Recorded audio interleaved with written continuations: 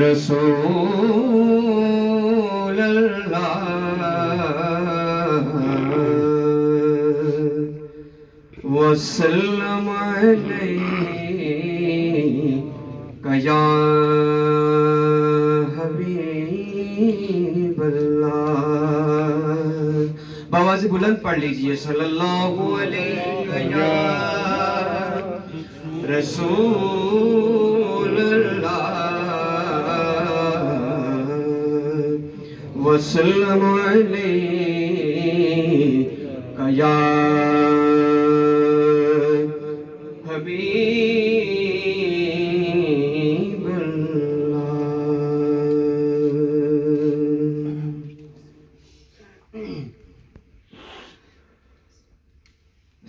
سائے میں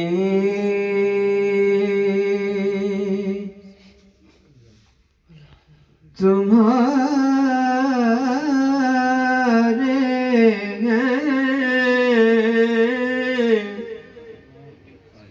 سائے میں تمہارے ہیں، قسمت یہ ہماری ہے، قربان دل و جانم،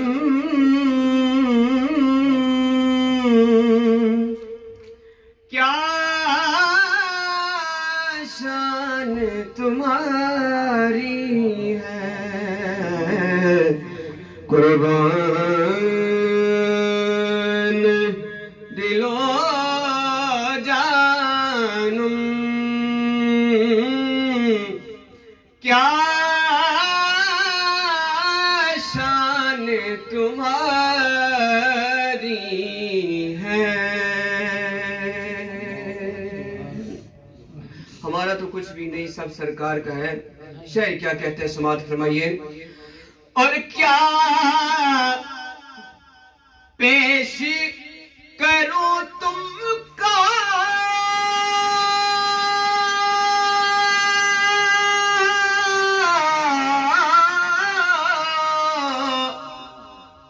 کیا چیز ہماری ہے، آقا کیا چیز ہماری ہے، سونیا کیا چیز ہماری ہے، یہ دل بھی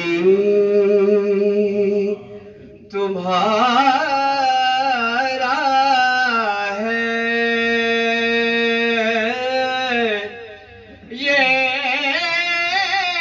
جاں بھی تمہاری ہے، قربان دل و جانم،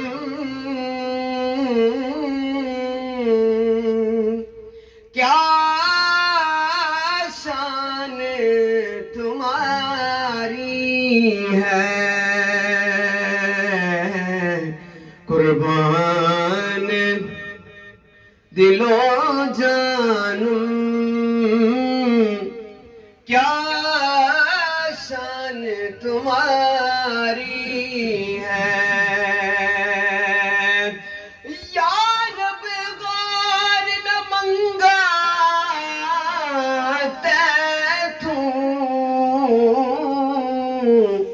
سانو یار دے دیس پہنچا دے، جتھے چاڑو دین فرشتے،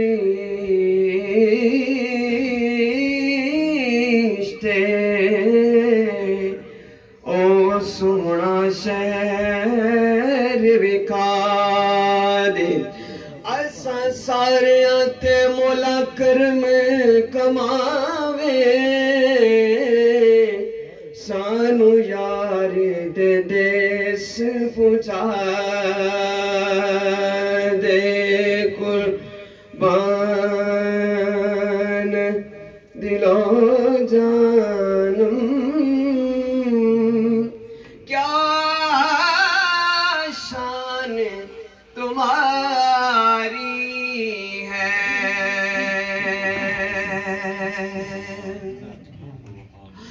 گولا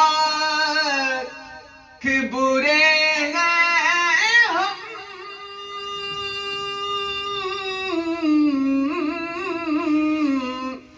کہلاتے تمہارے ہیں کہلاتے تمہارے ہیں ایک نظر کرم کرنا یہ عرض ہماری ہے قربان دل و جانم کیا شان تمہاری ہے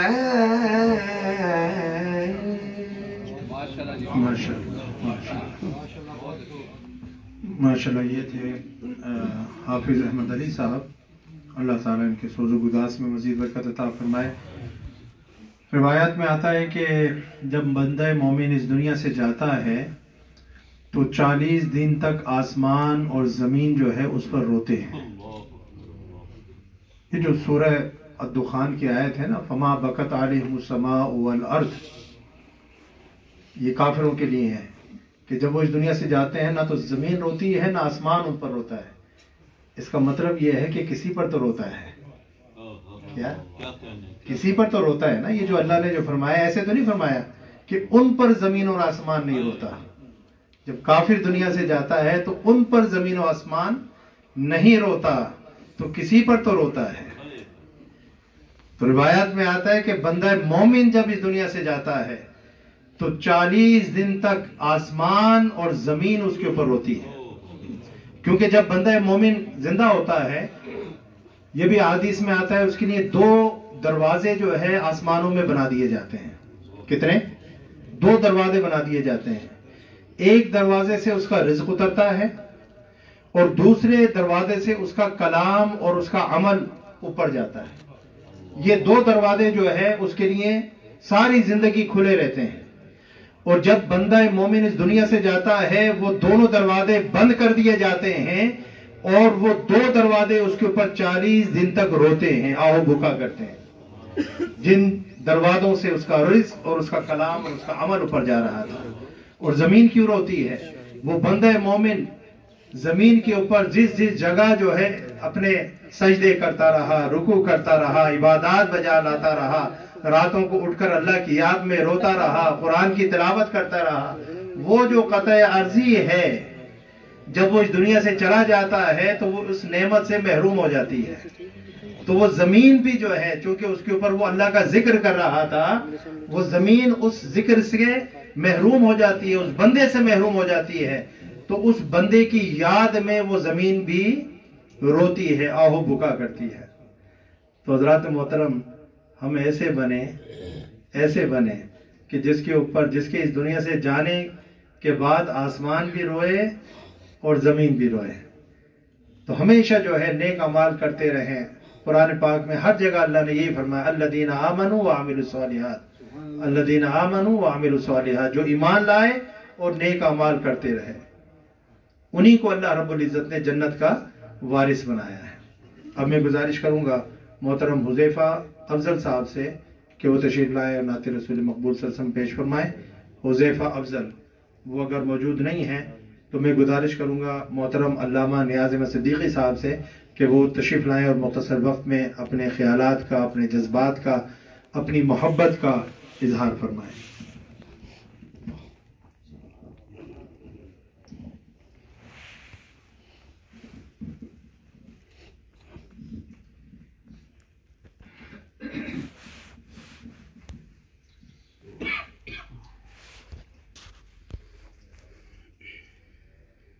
नहमदुहु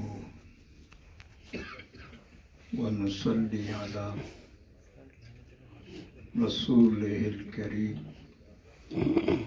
व अला आलिहि व अस्हाबिहि अजमाइन